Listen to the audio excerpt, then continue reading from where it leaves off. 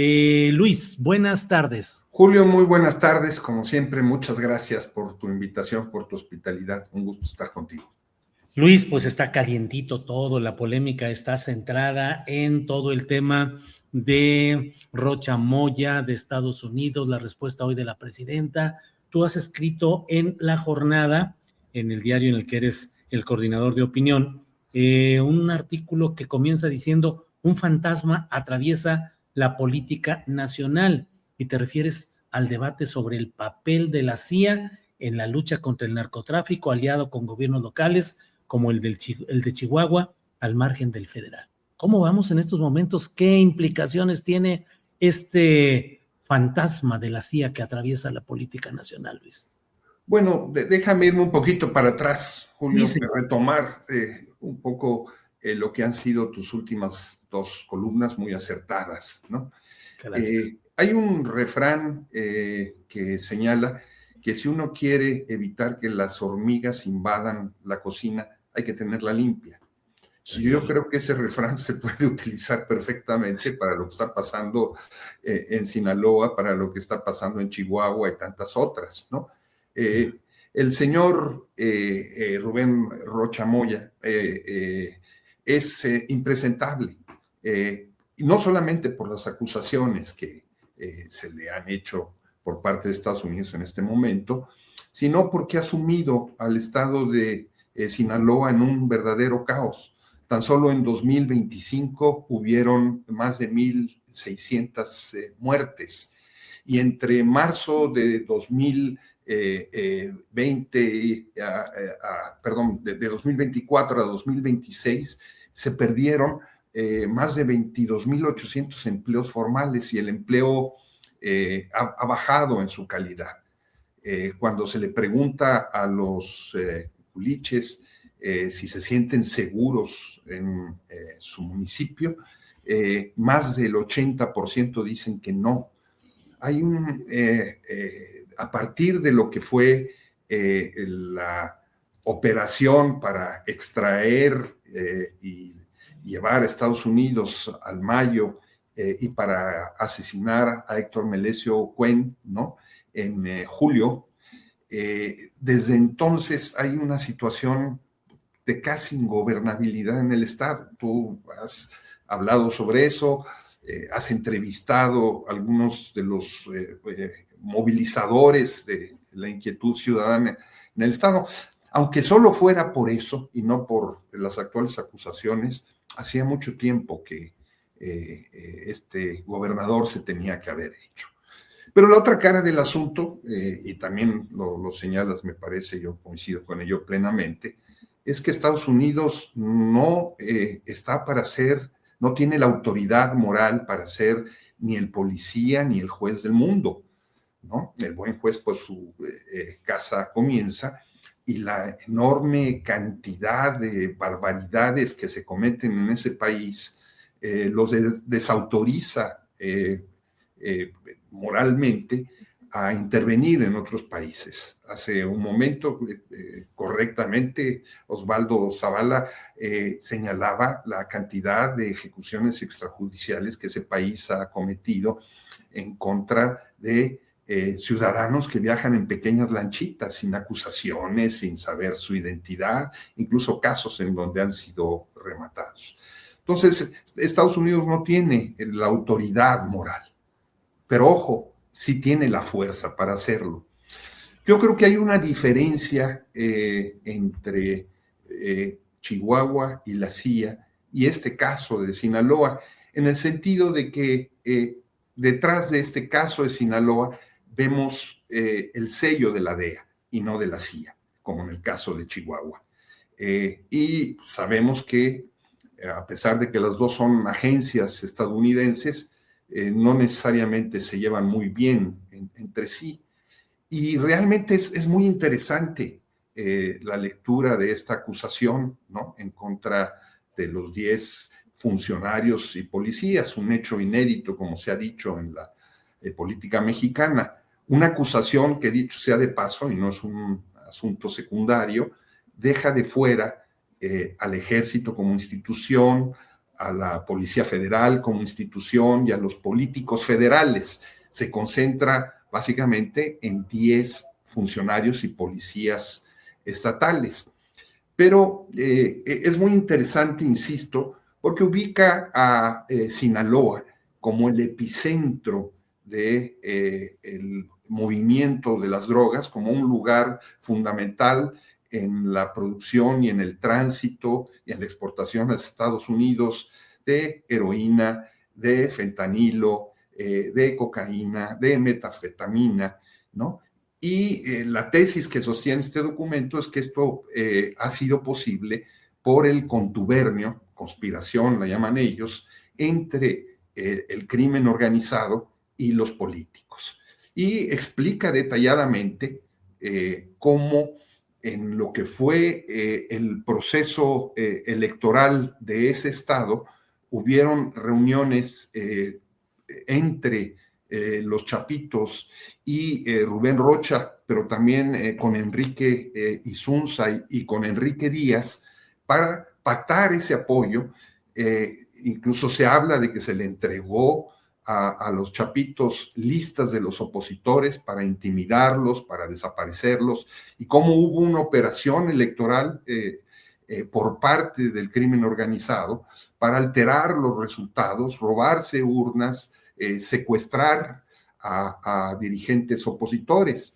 Esto fue algo que en su momento se denunció y no tuvo continuidad, entre otras razones, por el miedo de quienes habían padecido estos abusos, de lo que podía suceder.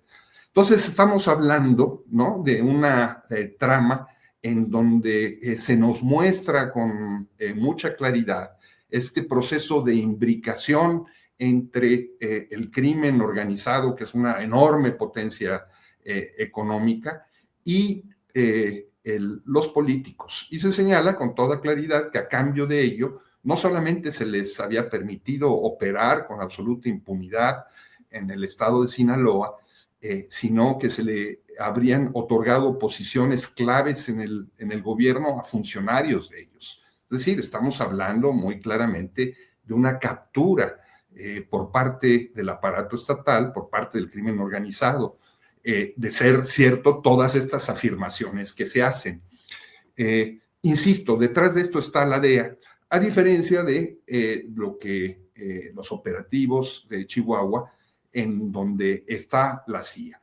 Me parece a mí muy difícil suponer que el dar a conocer este proceso en contra del gobernador de Sinaloa y el senador sea una respuesta inmediata al bote pronto de lo sucedido en Chihuahua. Me cuesta trabajo suponerlo porque detrás de esta acusación hay mucho tiempo de trabajo, de investigación, tuvo que funcionar un gran jurado, ¿no? Por supuesto, ellos tenían esta carta en la mano y la podían utilizar de cualquier manera. Pero, bueno, pues el anuncio de lo que se venía lo hizo el embajador Johnson, ¿no?, cuando avisó que venía una ofensiva en el terreno de la corrupción. De manera que lo que se había venido rumorando y había sido materia de columnas políticas durante mucho tiempo,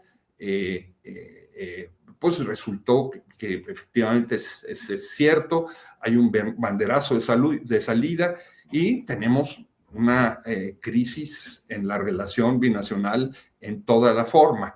Yo insisto, Estados Unidos no tiene la autoridad moral ni para ser policía, ni para ser juez, ni para intervenirnos, pero tiene la fuerza para hacerlo, como lo ha demostrado en otros lugares del mundo.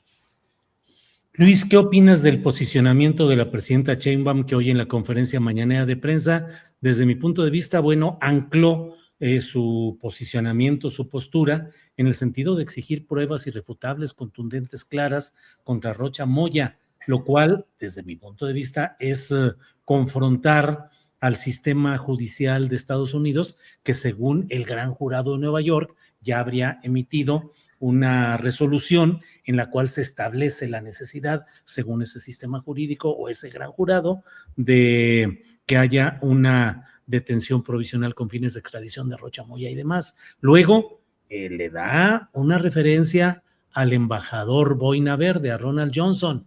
Lo dice con cuidado, se detiene para cuidar las palabras, para medirlas, y dice que cuando menos sus declaraciones en Los Mochis fueron desafortunadas y que un embajador no debe ser injerencista. Y tercero, mantiene la mira respecto a Chihuahua, CIA, Maru Campos. ¿Posicionamiento firme de la presidenta o crees que esté convocando más acción dura de Estados Unidos contra ella y contra México? Bueno, lo que creo es que en la posición específica de Chihuahua, la posición de la presidenta, hasta donde yo la he escuchado, es decir, que espera que se trate de una excepción. De tal manera que si es una excepción, se puede hacer a un lado y concentra las baterías en el papel jugado por Maru Campos, ¿no? Y por el gobierno del estado de Chihuahua. Es ahí hacia donde está enfocado. Pero en este caso, en el caso específico de Rocha, hay una posición firme de no aceptar en principio ni la demanda de detención ni de la extradición, ¿no?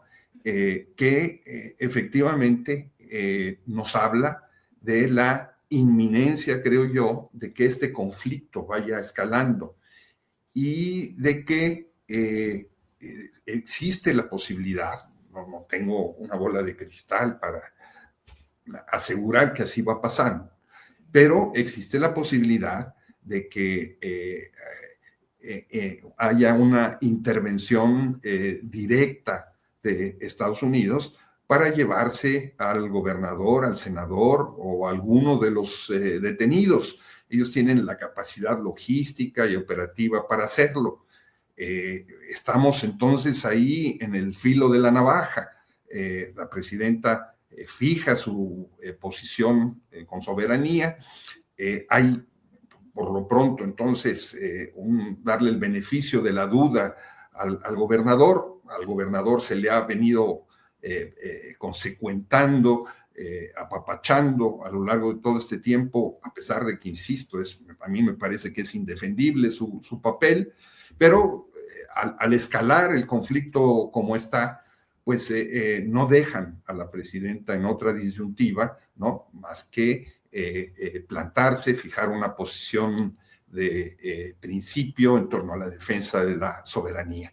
¿Puede tener consecuencias? Sí, puede tener consecuencias muy delicadas.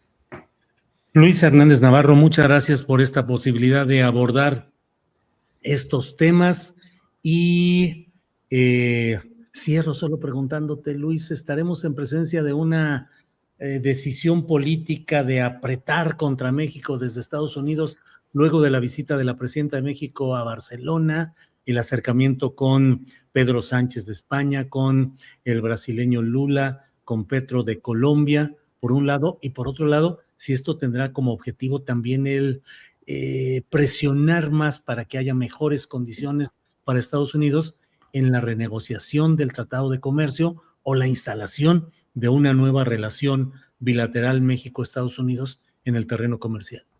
Yo no creo que el encuentro en Barcelona tenga mayores consecuencias, ¿no? Fue un encuentro afortunado entre mandatarios progresistas, fijaron posición, la de Lula muy autocrítica, ¿no? En contra del neoliberalismo, ¿no? Fue probablemente la más autocrítica que hubo, pero no veo que vaya a tener consecuencias más allá de eso. No creo que le haya gustado a Estados Unidos, pero no veo tampoco que sea un factor para apretar aún más la política nacional. Yo creo que Estados Unidos ha decidido tomar, como ya lo había hecho, pero ahora mucho más en otro nivel, la lucha en contra del narcotráfico en sus propias manos, ¿no? No depender de los Estados Unidos y escalar entonces la presión en ese terreno a pesar de la colaboración que ha existido. Creo que es ahí donde está la clave del asunto, sin descuidar la importancia que tiene una negociación tan complicada como está siendo la del TEMEC, en donde pues necesitan también apretar por distintos lados. Entonces yo creo que más que esa definición de carácter internacional que no tiene consecuencias prácticas inmediatas, el problema central es ese. Para Estados Unidos, la guerra contra el narco, que siempre ha sido un instrumento de intervención, efectivamente, es un asunto de seguridad nacional. Los agentes suyos fallecidos en Chihuahua deberían, en su lógica, ser tratados como héroes, y no se ha hecho en el caso mexicano, y entonces se está apretando en un mapa, en una ruta que ha venido estableciendo desde hace tiempo y que ha venido avanzando paso a paso. Bien, pues Luis Hernández Navarro, muchas gracias por esta oportunidad y bueno, pues sigamos viendo lo que se acumula en estos días y horas tan intensas. Gracias, Luis, a reserva de lo que desees agregar. Nada, muchas gracias a ti como siempre por tu hospitalidad, Julio. Un abrazo. Hasta pronto, Luis, muchas gracias.